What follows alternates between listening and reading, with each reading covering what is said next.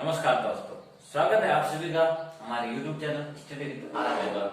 अगर आपने अपने थंबनेल को देखकर अगर आप इस वीडियो पे आए हैं तो आप बिल्कुल सही जगह पर आए हैं, क्योंकि आज के इस वीडियो में मैं आपको बहुत ही इंपॉर्टेंट चीज बताने जा रहा हूँ। इस वीडियो के माध्यम से आईपीसी बोर्ड के अंदर अपनी चौथा चैप्टर है सारणिक का, जिसके जो कि अपने 3 नंबर का क्वेश्चन इस चैप्टर से अपना बोर्ड एग्जाम के अंदर पूछा जाता है। तो मैं आपको इस चैप्टर के अंदर पूरा सारणिक समझाऊंगा, ठीक है। तो इसके अंदर सारणिक संबंधित कैसे क्वेश्चन है, मैं आशा करूंगा कि अगर इस वीडियो को आप पूर्ण लास्ट तक देखने के बाद सारणिक से कोई भी क्वेश्चन आप नहीं छोड़ेंगे, उसको क्वेश्चन को आप पूर्ण तरीके से 3 में से 3 नंबर लाने की आप कोशिश करेंगे, ठीक है। तो आज आइए अपना, अगर आपने अभी तक अपने चैनल को सब्सक्राइब नहीं किया तो सब्सक्राइब कीजिए, ज्यादा से ज्यादा लोगों को अपने इस चैनल से जोड़िए, ठीक है।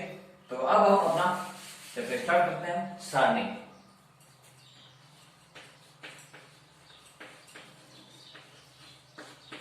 सबसे पहले सारणिक क्या है? सारणिक क्या है? सारणिक एक वर्ग आव्यूह है, वर्ग आव्यूह संख्याओं का एक वर्ग आव्यूह है जिसका एक निश्चित मान होता है, ठीक है। तो सारणिक एक निश्चित आयु जिसका अपने पास एक निश्चित मान होता है, जिसे हम परिमाण के रूप में प्रदर्शित करते हैं, ठीक है। और अब हम कभी कभी कंफ्यूजन हो जाता है कि भाई आव्यूह और सारणी में क्या अंतर है, तो वो भी अपने को पता होना जरूरी है। तो आव्यूह और सारणी में क्या फर्क है वो भी हम देखते हैं। आव्यूह क्या होता है? आव्यूह अपने पास कुछ संख्याओं का निश्चित एक व्यवस्थित क्रम होता है आव्यूह, जिसका हम मान नहीं निकाल सकते, परंतु सारणी एक व्यवस्थित क्रम होते हुए भी इसका हम मान निकाल सकते हैं, इसका मान हम ज्ञात कर सकते हैं। और दूसरी बात, आव्यूह में क्रम कोई भी हो सकता है, जैसे 2/3, 2/3, 4/4/5, परंतु सारणी में हमेशा एक वर्ग आव्यूह होगा, अर्थात अपने पास आव्यूह की संख्या, आव्यूह में एक की संख्या हमेशा बराबर होती है, दूसरा पॉइंट हो जाता है, ठीक है। तो अब सारणी का मान कैसे निकालते हैं वो भी देखते हैं। सारणी को हम डिटरमिनेंट इस रूप में, कभी कभार डेल के रूप में प्रदर्शित कर देते हैं इसको, और कभी कभार इस रूप में सारणी को अपने को प्रदर्शित किया जाता है, ठीक है। तो अब हम देखते हैं सारणी का मान कैसे निकालते हैं। कोटि एक क्रम की, कोटि 2 क्रम की या कोटि 3 क्रम के मान हम कैसे निकालते हैं वो भी हम देखते हैं। सबसे पहले कोटि 1 अर्थात क्रम 1/1, 1/1 क्रम में हमेशा अवयवों की संख्या एक ही होगी, तो उसका मान भी हमेशा वही अवयव आ जाता है, ठीक है। तो अब आता है अपना 2/2 क्रम का अवयव। 2/2 क्रम की सारणी है, ठीक है। तो 2/2 क्रम की सारणी अपने पास मान लिया, ये कोई सारणी है, A11, A12, A21 और ये 22, ठीक है। ये अपने पास एक सारणी है। तो अब हम इसका मान कैसे निकालते हैं वो भी देखते हैं। इसके पास एक सिंपल सी ट्रिक है, ठीक है। तो इसमें अपने को करना क्या है कि एक चीज याद रखना हमेशा कि अगर हम झुकेंगे तभी हम आगे बढ़ेंगे। इस ट्रिक को अपन को याद रखना कि अगर हम झुकते हैं, झुकने से हम आगे बढ़ते हैं, तो झुकने से आगे बढ़ते तो अब हम A11 और A2 का यहाँ मल्टीप्लाई हो जाता है, और माइनस A21 और ये अपने को सामने का मान अपने को मिल जाता है, ठीक है। तो इस चीज को हमेशा याद रखना है ना कि झुकने से आगे हमेशा आगे बढ़ता है, ठीक है। तो ये ट्रिक अपनी यहाँ काम आएगी, और हम इसके ऊपर क्वेश्चन एक्सरसाइज के अंदर देखेंगे, इसके एग्जाम्पल भी देखेंगे आगे, ताकि आपको कोई भी किसी तरह कंफ्यूजन न रहे। ध्यान से समझना। अब हम देखते हैं कि अपने पास 3/3 क्रम का कोई सारणी हो, उसका मान कैसे निकालते हैं। कभी भी या तो मान पूछो या प्रसार करने का बोले तो उनका एक ही चीज है कि अपना को या तो प्रसार पूछता है या कभी मान निकाल लेते हैं, दोनों ही चीजें अपने को एक ही है, उसको ध्यान में रखना। जैसे अपने पास 3/3 क्रम का एक सारणी है, A1, A11, A12, A13, A21, A22, A23, 3/1, H32 और H3। ठीक है, तो इसमें अब हम इसका मान निकालते हैं। तो मान निकालने के लिए किसी भी पंक्ति के सापेक्ष इसका मान निकाल सकते हैं हम, किसी भी स्तंभ के सापेक्ष इस सारणी का मान हम ज्ञात कर सकते हैं। मैं आपको इसके प्रथम पंक्ति के अनुसार कैसे इसका सारणी का प्रसार करते हैं, कैसे इसका मान निकालते हैं, वो हम देखते हैं। तो प्रथम, तो उसमें हम क्या करते हैं कि A1 प्रथम पंक्ति, प्रथम अवयव, तो उसके बाद ये अपनी एक दूसरी 2x2 क्रम एक सारणी बनती है। तो उस सारणी को कैसे बनाते हैं कि ये जो अवयव है प्रथम अवयव अपने को उसकी पंक्ति और उसके स्तंभ दोनों को इधर लेना है, और बाकी जो अपने पास जो बच जाता है उसे हम अवयव एक सारणी के रूप में लिख लेते हैं, और जो इस सारणी का मान आएगा उसे भी हम आगे निकाल लेंगे। ठीक है, ये अपने पास। अब हम दूसरे अवयव के हिसाब से निकालते हैं। A12 को निकालेंगे तो ये अपने स्तंभ को छोड़ देगा और अपनी पंक्ति को भी छोड़ देगा। जो बचा है वो अपने को H31, H23, H33 ये अपने को। अब हम इसका चिन्ह कैसे निकालना कि प्लस में होगा या धनात्मक होगा, तो इसके लिए हमेशा याद रखना कि अपने को -1 I plus J, I plus J, I का मतलब पंक्तियों की संख्या और स्तंभों की संख्या जो क्रमांक है वो अपने को उनका योग होता है। ठीक है, तो यहाँ पर अब हम देखते हैं कि I का मान या 1 है और J का मान 2 है।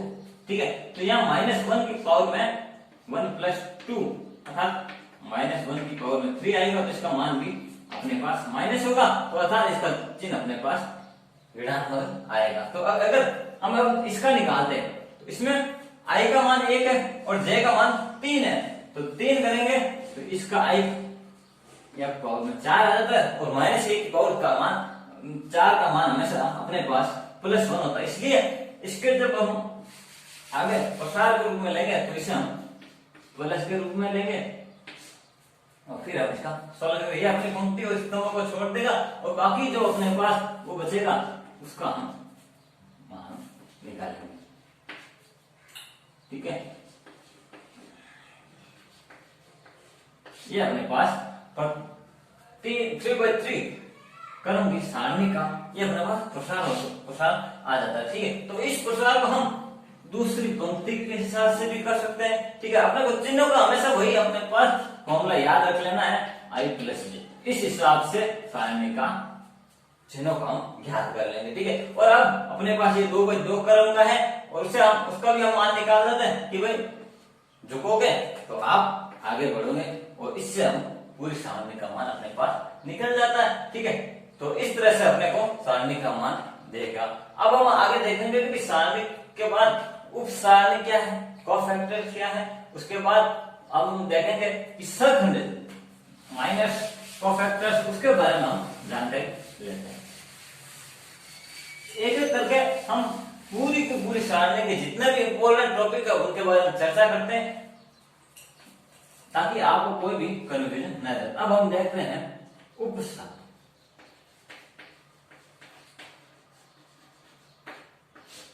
उप सारणी, तो उप सारणी क्या होता है, जैसे अपने पास कोई 3/3 क्रम का कोई अवयव होता है। ठीक है, तो उसमें अपने को कि उप सारणी कैसे निकालते हैं वो देखना होता है। तो इसमें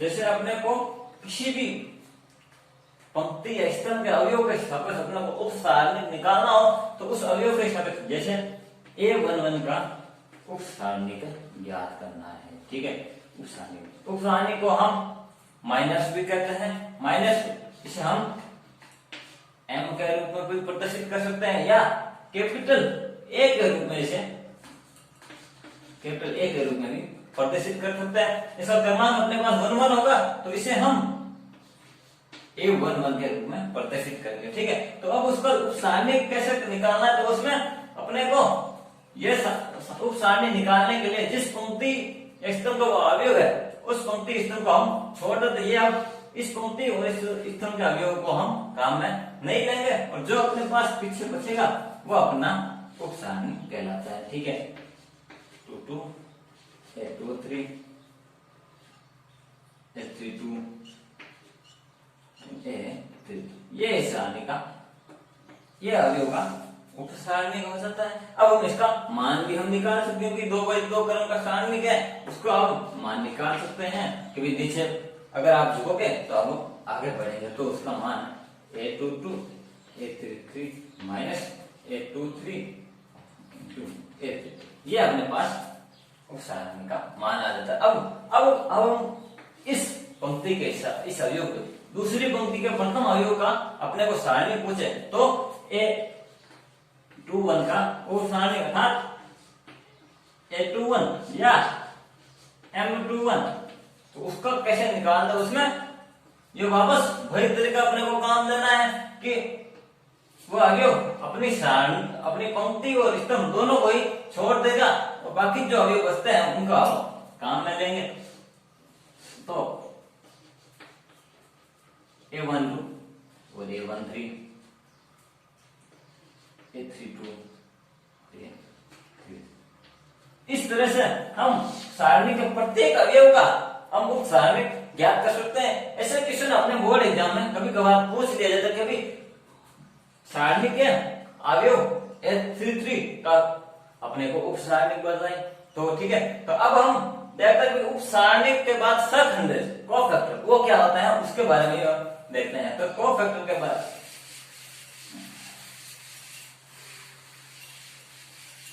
ठीक है, कोफैक्टर क्या होता है कि जैसे किसी भी अवयव कोफैक्टर को हम C से प्रदर्शित कर देते हैं, ठीक है। तो प्रथम पंक्ति के प्रथम अवयव C11 का अगर अपने को कोफैक्टर निकालना है तो उसका मान -1 की पावर I प्लस 10, क्योंकि सहखंडेश में अपने को चिन्हों का ध्यान रखना होता है। चिन्ह अपने लिए सहखंडेश में बहुत ही जरूरी, बहुत मायने रखते हैं। और सारणिक का मान, सारणिक में अपने को चिन्ह का कोई भी महत्व इतना खास नहीं होता, परंतु इसमें चिन्हों का जरूरी रहता है, ठीक है। तो इस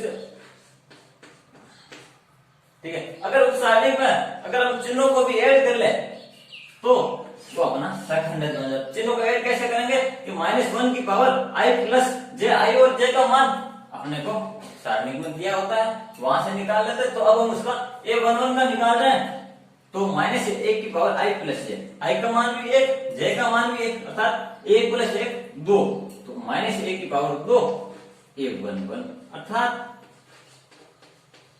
जो A11 का उप सारणी होगा वही उसका सहखंडेश कहलाता है। उसके अलावा जब अब हम देख रहे हैं, जैसे अब हम निकाल लेते हैं A12 का निकालते हैं, ठीक है। तो -1 की पावर I का मान भी अपने पास 1 होता है और J का मान 2, तो ये उप सारणी, ठीक है। तो ये अपने पास आ जाता है वापस -1 की पावर 3 A12, तो ये माइनस था A12, इसीलिए अपने पास। अर्थात अब हम सहखंडेश का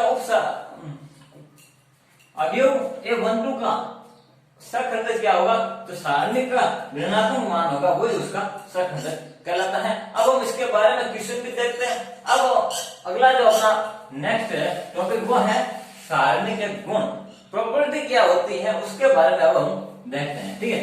तो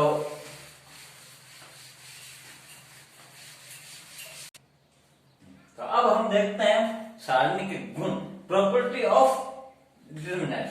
तो सबसे पहला गुण हम ये देखते हैं कि यदि अपने किसी भी सारणी में यदि पंक्ति या अवयव, पंक्ति या स्तंभ में यदि किसी भी सारणी में पंक्ति या स्तंभ में से कोई भी एक पंक्ति या स्तंभ में सभी अवयव शून्य है, इसका मतलब ये सभी अवयव शून्य है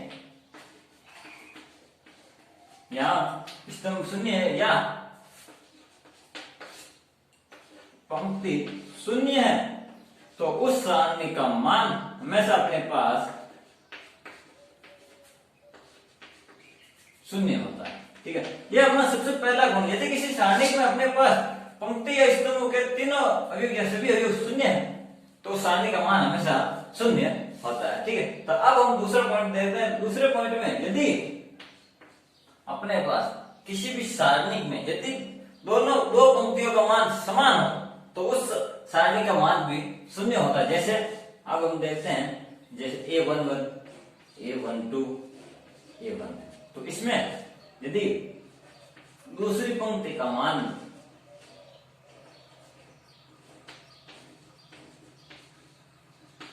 दोनों ही बराबर है तो उसका उस सारणी का मान भी अपने पास हमेशा शून्य होता है। ये चीज अपने को ध्यान में रखनी चाहिए। ठीक है, तो अब हम इसका तीसरा पॉइंट ये कहलाता है, ये कहता है कि यदि किसी सारणी में पंक्तियों या स्तंभों को एक पंक्ति को स्तंभ में या फिर दूसरे स्तंभ को पंक्तियों में परिवर्तित करने पर, अर्थात किसी भी सारणी का ट्रांसपोज अगर हम परिवर्तित करें, क्या किसी भी सारणी का परिवर्तन करने पर सारणी के मान में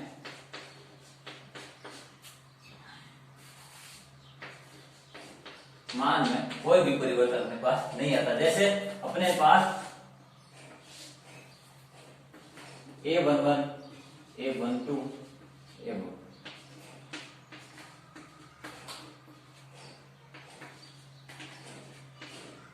ये अपने पास कोई सारणी, इसको अब हम ट्रांसपोज करें, परिवर्त करने पर इसमें पंक्तियों को अपने को स्तंभ में बदलना है तो स्तंभों को पंक्तियों में बदलना है। ठीक है, तो ये A1, A2 पंक्तियों को स्तंभ में बदल दिया।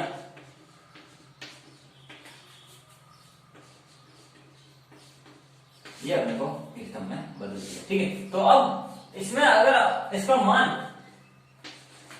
इसके मान में अपने को कोई भी चेंज नहीं होता।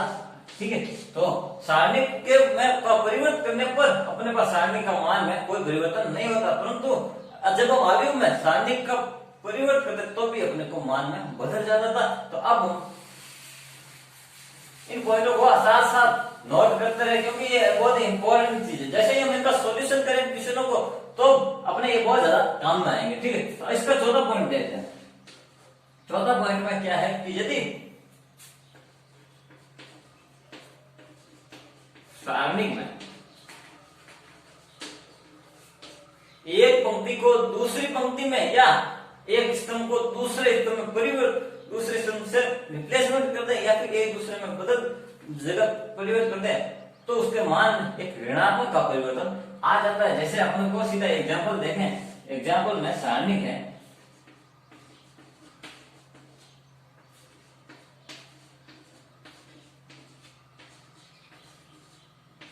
जैसे अपने को पहली पंक्ति को तीसरी पंक्ति में बदलना है तो अब हम उससे लिखेंगे कैसे कि संक्रिया R1 को R3 में R3 की जगह लिखने पर तो C1 को यहाँ इसको लिखेंगे C1, C2, C3 और बाकी अपने को दूर जिसके ऊपर संक्रिया नहीं लगा तो वो अपनी वापस पंक्ति वैसी की वैसी रहेगी और इस वापस चेंज कर दिया तो R1 यहाँ नीचे आ जाएगा।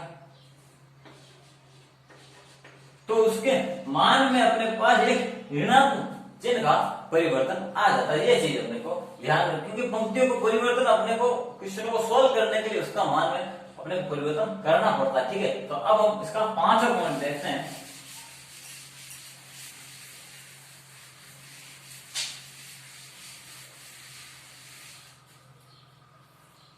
जैसे किसी भी सारणी में यदि सारणी में किसी भी संख्या का गुणा किया जाए, जैसे किसी कांस्टेंट संख्या का गुणा करें तो वो किसी एक पंक्ति या एक स्तंभ से ही गुणा होती है, ना कि उस पूरे सारणी से। ठीक है, जैसे अब हम किसी 5 का सारणिक से गुणा कराते हैं, ठीक है। तो उसमें अवयव है अपने पास A1 A2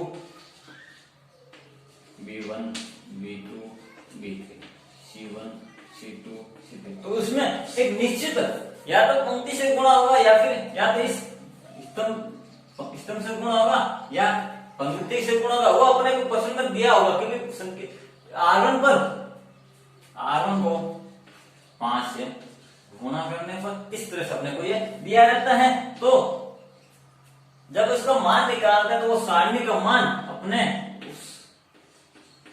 उससे 5 गुना ये बढ़ जाता है, ठीक है। तो ये अपने को, तो अब अपना छठा पॉइंट क्या कहता है कि यदि किसी सारणी मुख्य विक्रम के, यदि किसी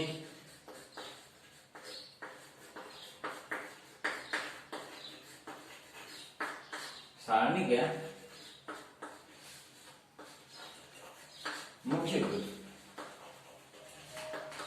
मुख्य विक्रम के बारे में हमने पिछले अपने वीडियो में मुख्य विक्रम के बारे में डिस्कस किया। तो मुख्य विक्रम क्या होता है सारणिक में,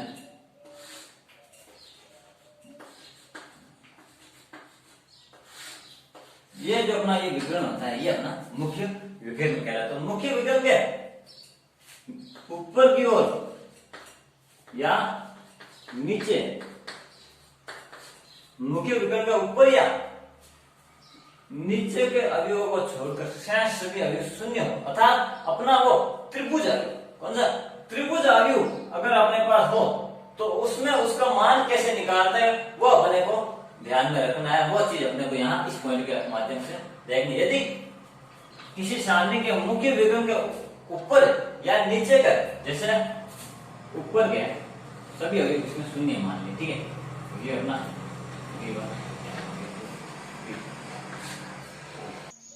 तो यदि किसी सारणी के मुख्य विकर्ण के ऊपर या नीचे के अवयव, जैसे इसमें अपने का मुख्य विकर्ण के ऊपर के अवयव यदि शून्य है तो उस सारणी का मान हमेशा इस मुख्य विकर्ण के अवयवों का गुणनफल ही उस सारणी का मान होता है। उस सारणी का मान A1 A2 A3 होगा, ठीक है। ये चीज इस पॉइंट के अंतर्गत अपने को ध्यान रखना, त्रिभुज अवयव का मान उसके मुख्य विकर्ण के अवयवों का गुणनफल ही होता है, ठीक है। तो अब उसका अगला पॉइंट देखते हैं।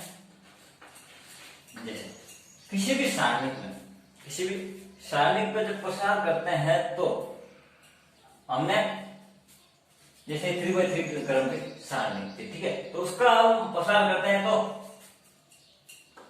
प्रसार करने पर A1 वर्ग, और ये इसका यहाँ एक उप सारणी के रूप में यहाँ मिलता है, जिसे हम A1 लिख सकते हैं, ठीक है। तो ये इसका प्रसार करने पर अपने को प्राप्त होता है, ठीक है।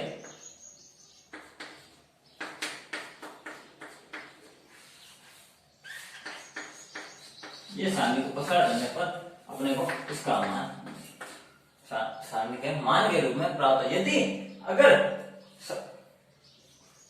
सारणी के अवयवों को, इस पंक्ति के अवयवों को अगर उसके विपरीत उप सारणी किसी दूसरी पंक्ति को उप सारणी से मल्टीप्लाई कर दें तो उसका मान अपने को 0 होता है। जैसे अपने ये सारणी थी, ठीक है। तो A11 यदि हम उप सारणी किसी दूसरे A12 का अगर गुणा करवा दें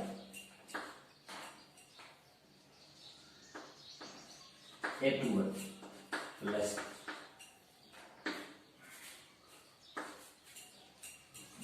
minus A12 A22 plus A13 A23, यदि हम दूसरे उपसारणिक से पंक्ति के अवयव को गुणा करा दे तो उसका मान अपने पास 0 होता है। तो ये भी अपने कंपटीशन एग्जाम के रूप में इसके बारे में सीधा क्वेश्चन इससे पूछ लिया जाता है, ठीक है। तो अब हम इसका उपसारणिक के प्रॉपर्टी का सबसे लास्ट बिंदु है वो अब हम देखते हैं। उसका ये बहुत इंपॉर्टेंट पॉइंट है, तो उसके बारे में जरा ध्यान से देखना उस पॉइंट को, वो हम देखते हैं। तो अब ये अपना आखिरी पॉइंट है। यदि किसी सारणिक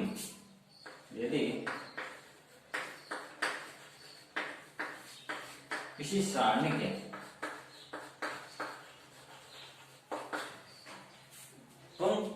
पंक्ति या स्तंभ के प्रत्येक अवयव में किसी दूसरी पंक्ति या स्तंभ को किसी संख्या से गुणा करके वापस जोड़ने पर उस सारणी के मान में कोई परिवर्तन नहीं होता। ये स्टेटमेंट आपको सीधा संबंध नहीं है। जैसे हम उसका एग्जांपल करेंगे वो अपने को समझ आ जाए। सीधा हम एग्जांपल देते हैं, ठीक है।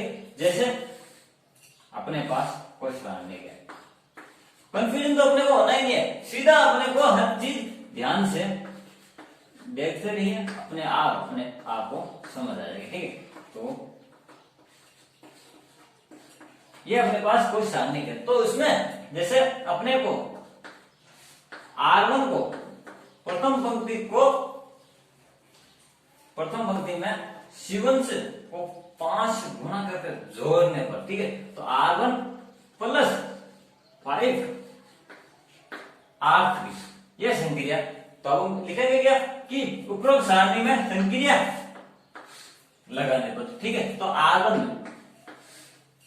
तो R1 का मान A1 प्लस 5 R3 मतलब 5 से गुणा करेंगे 5 C1, तो पंक्ति को गुणा कर रहे हैं तो 5 C2 और 5 C3। ये अपने पास दूसरी पंक्ति को कोई भी चेंज इसमें नहीं करना है। तो ये अपने पास, तो जब हम इसका मान निकालेंगे तो इसका और इसका मान वापस अपने पास वही मान, एक समान मान प्राप्त होता। तो क्या मतलब है कि यदि किसी भी सारणी के प्रत्येक पंक्ति या अवयव में किसी भी दूसरी या पंक्ति या अवयव का किसी संख्या से गुणा करके उसमें जोड़ने या घटाने पर उस सारणी के मान में कोई भी परिवर्तन नहीं होता। तो ये थे अपने इंपॉर्टेंट प्रॉपर्टी ऑफ डिटरमिनेंट। तो अब हम अपनी एनसीईआरटी बुक के हिसाब से उसकी चौथी यूनिट 4 यूनिट का फर्स्ट 4.1 एक्सरसाइज देखते हैं, ठीक है। तो ये अपना पहला क्वेश्चन है जिसके हिसाब से, जिसमें क्या के किस मान के लिए सारणी का मान शून्य होगा। तो ये अपने पास 2/2 क्रम में एक सारणी है, तो उसको सोल्व करने हमने अपनी एक ट्रिक बनाई थी कि अगर हम झुकेंगे तो आगे बढ़ेंगे, तो उसी को ट्रिक को फॉलो करते हैं। तो समीकरण सारणी को हल करने पर तो यह हो जाता 3 के माइनस का -8 बराबर 0। इसे हल कर लेते हैं अपने, तो 3 के बराबर 8, के बराबर -8/3, अर्थात के बराबर -8/3 के लिए सारणी का मान शून्य होगा, ठीक है। तो अब हम अपना अगला क्वेश्चन देखते हैं, ठीक है। तो अपना ये सीधा तीसरा क्वेश्चन करते हैं, क्योंकि दूसरा क्वेश्चन एक 2/2 क्रम की सारणी के उसका अपने को सीधा मान निकालना है, ठीक है। तो आप कर लेना, ठीक है। तो अब हम तीसरा क्वेश्चन देते हैं। तीसरा क्वेश्चन में अपने पास 2 सारणी दे दी, ठीक है, 2 सारणी दी हुई है और अपने को x और y का मान पूछना है। तो सबसे पहले सारणी का इसे हम एक नाम देते हैं, वैसे 2 नाम दे देते हैं, ठीक है। तो सारणी के को हल करने पर या सारणी 1 का प्रसार करने पर, ठीक है। तो प्रसार करेंगे तो झुकेंगे तो आगे बढ़ेंगे, वापस वही अपना तरीका वो का वो रखना है, ठीक है। तो ये आ जाता है 2y - 3x बराबर 4, ठीक है। और जब हम दूसरे समीकरण इधर हम लिख लेते हैं, सारणी 2 का प्रसार करने पर, सारणी 2 को प्रसार करेंगे तो 2x प्लस -4y बराबर ये आता है 7। अब हम इसको सॉल्व करते हैं, ठीक है। तो अब आगे देखते हैं। तो इसमें अपने को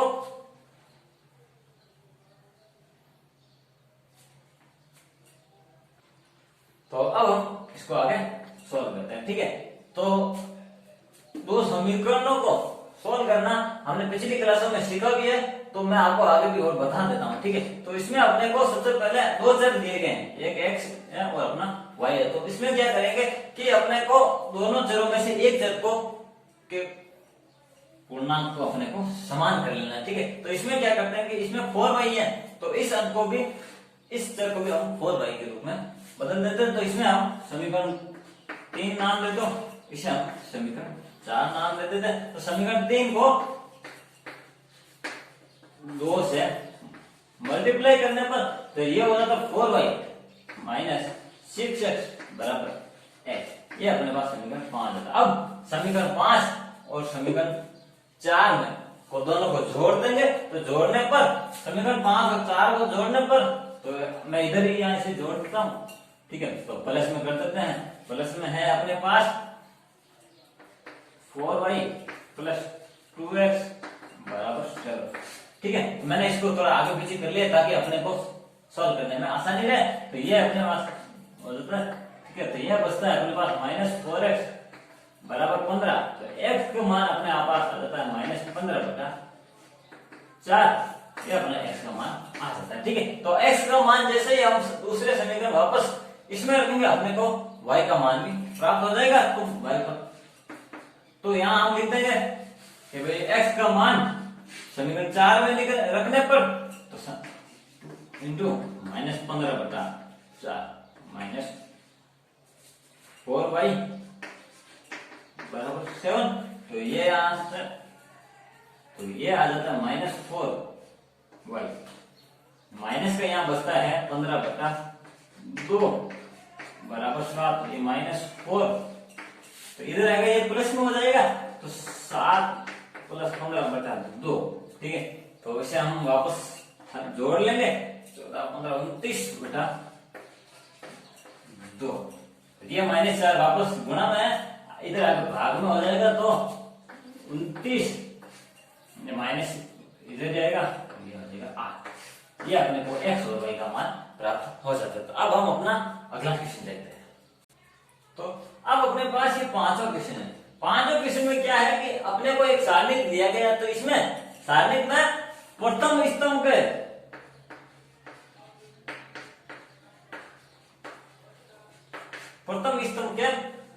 अवयवों के अनुसार अपने को सारणिक और सखंडज अपने को निकालना है, ठीक है। तो अब हम देखते हैं प्रथम स्तंभ के अवयव, पहला अवयव ये मानते हैं, तो इसका अपन निकालते हैं उप सारणिक, ठीक है। तो उप सारणिक A11, उप सारणिक में अब क्या करते हैं कि जो अवयव है तो वो अपने स्तंभ और पंक्ति को छोड़ देता है, बाकी बचे को हम निकाल लेते हैं। -1 5 2, ठीक है। तो वापस उसे 2/2 क्रम में एक सारणिक है, इसे हल कर लेते हैं। तो ये -2 -10 लिखेंगे तो आगे बढ़ेंगे, ये आ जाता है -12, ठीक है। तो ये अपने प्रथम स्तंभ के प्रथम अवयव का उपसारणिक आ जाता है। अब हम निकालते हैं A12 का, अपने को प्रथम स्तंभ का निकालना है, तो ये A21, ठीक है। तो A21 में वापस वो अपने स्तंभ को और अपनी पंक्तियों को छोड़ देगा, दूसरे जो बचे हैं उनका कर लेते हैं, ठीक है। तो ये बचता है -3 और ये 5 2 2, हल कर लेते हैं हम वापस इसे, तो -6 -10, ये आ जाता है -16। तो अब तीसरा पॉइंट,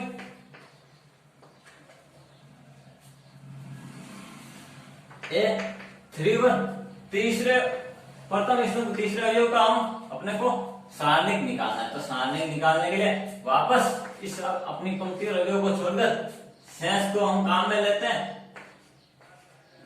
हल कर लेते हैं। तो -6 माइनस प्लस दोनों को गुणा करने पर ये आ जाता है अपने पास -4। तो अपने पास प्रथम स्तंभ के अवयवों के उप सारणिक का मान अपने पास निकल गया। तो उप सारणिक, अब अपने को सखंड निकाल, तो सखंड अपने पास होता क्या है कि C1 के रूप में प्रदर्शित करता है सखंड को, और C1 -a की पावर i प्लस j और j उस सारणी का मान। तो ये अपने ऋणात्मक है, यहाँ i का मान भी 1 है और j का मान भी 1 है, तो -a की पावर प्लस ये 2 हो जाएगा। तो 2 -a की पावर 2 का मान हमेशा 1 होता है, तो इसका C11 का मान आएगा अपने पास ये 1 अर्थात -12 ये इसका सहखंडित हो जाता है। ठीक है, अब इसका दे देते हैं 2 1। ठीक है, तो 2 1 माइनस a की पावर, यहां i का मान 2 और j का मान 1। ठीक है, और ये माइनस 1 की पावर 3, माइनस 1 की पावर 3 का मतलब होता है -1, इसलिए -2 1 अर्थात प्लस का 16, क्योंकि यहाँ माइनस है और ये भी माइनस माइनस माइनस प्लस हो जाएगा, इसलिए ये आ जाता है 16। अर्थात अपने पास सहखंडित के रूप में मिल जाता था। ठीक है, तो इसी तरह हम तीसरे अवयव का भी निकाल सकते हैं। तीसरे अवयव का निकालने पर C3 1 माइनस a की पावर 3 प्लस 1 ये 4 हो जाता है, ये प्लस में आएगा तो ये -4। तो ये अपने पास प्रथम स्तंभ के सापेक्ष अपने उप सारणी भी निकल गए और ये अपने पास सहखंडित भी हमने निकाल लिए। तो अब अपना अगला क्वेश्चन देखते हैं। तो अपना अगला क्वेश्चन है 6 क्वेश्चन है। तो 6 क्वेश्चन में अपने को सारणी का मान अपने को निकालना है। तो सारणी का मान निकालने के लिए सबसे इंपॉर्टेंट, यदि अपने को किसी भी स्तंभ या पंक्ति में अधिकतम शून्य दिखाई दे रहा है तो अपने को उसी स्तंभ या पंक्ति के सापेक्ष अपने को प्रसार करना है। तो इसमें अपने पास दूसरी पंक्ति में अधिकतम शून्य 2 शून्य दिखाई दे तो हम उसी पंक्ति को काम में लेते हैं। इसके अलावा अपने को ये तीसरे स्तंभ में भी दो शून्य दिखाई दे रहे हैं तो हम उससे भी दोनों तरफ से सोल्व कर लेते हैं ताकि आपको कोई समस्या नहीं रहे। दोनों ही अपने पास मान अपने एक ही आएगा। तो सबसे पहले हम दूसरी पंक्ति के साथ क्या लिखेंगे, दूसरी पंक्ति के सापेक्ष सारणी का प्रसार करने पर तो दूसरी पंक्ति में अपने पास अवयव है 5। ठीक है, तो अब उसका चिन्ह का भी तो अपने को पता रहना चाहिए। तो चिन्ह -a की पावर उस i और j की संख्या है, i प्लस j। तो यहाँ i का मान 2 है +1। ठीक है, और यहाँ बाकी 2/2 करूंगा, एक सारणी बनेगा अपने पास। ये अपने स्तंभों को छोड़ देगा, इनको भी छोड़ देगा, तो पीछे बचा क्या -11 1 3 और 0 और प्लस में बाकी सारणी का मान 0, ये भी 0 आएगा। ठीक है, तो अब हम इसको सॉल्व कर लेते हैं। -1 की पावर 3 अर्थात माइनस का 5, इससे हम सॉल्व करेंगे, झुकेंगे तो आगे बढ़ेंगे। ये आएगा अपने पास -3, तो -3 और -5 का मल्टीप्लाई होगा प्लस का 15। ठीक है, तो इस हिसाब दूसरी पंक्ति के सापेक्ष करने पर सारणी का मान अपने पास यहाँ 15 आया। तो अब हम देखते हैं कि तीसरे स्तंभ से को इसके सापेक्ष अगर प्रसार करें तो मान वो आता है या नहीं, तो वो भी हम देखते हैं। ठीक है, तो यहाँ देख लेते हैं कि तीसरे स्तंभ के सापेक्ष प्रसार करने पर तो तीसरे स्तंभ में सापेक्ष प्रसार करेंगे तो सबसे पहले चिन्ह का ध्यान रखेंगे। 3 चिन्ह क्या है, i और j का मान 1 + 3 और सारणी का अपने पास बनता है, ये अपने स्तंभों और पंक्तियों को छोड़ के बाकी जो बचा अपने पास -0 और ये 3 प्लस बाकी ये 0 और ये भी 0। ठीक है, तो इसे हम सोल्व कर लेंगे। -a की पावर 4 अर्थात प्लस का 1 ही आएगा और मल्टीप्लाई में इससे झुकेंगे तो आगे बढ़ेंगे तो ये 15 - 0 बराबर आ जाता है 15। अर्थात अपने को जिसमें अधिकतम शून्य पंक्ति और स्तंभ में अधिकतम शून्य दिखाई दे रहा है उसी पंक्ति के हिसाब से इसे सोल्व करना ताकि अपने को आसानी रहे। ठीक है, तो अब अपना एक्सरसाइज का लास्ट क्वेश्चन देखते हैं। तो अपना ये 7वां क्वेश्चन है। तो 7वां अपना एक्सरसाइज 4.1 का लास्ट क्वेश्चन है। तो इसमें क्या है कि अपने पास सारणिक दैर्घ्य और उसका मान भी इस बार अपने को दिया गया है। ठीक है, तो इसका मान ये आता है। तो अब अपने को प्रूव करना है कि ये कैसे आता है, तो वो देखते हैं। तो सबसे पहले देखते हैं इसमें अपने को अधिकतम शून्य तो कहीं दिखाई दे नहीं रहे, नहीं हम इसे हम शून्य बना सकते हैं। तो सीधा सिंपल है कि प्रथम पंक्ति के सापेक्ष इसका प्रसार कर देते हैं। तो प्रथम पंक्ति के सापेक्ष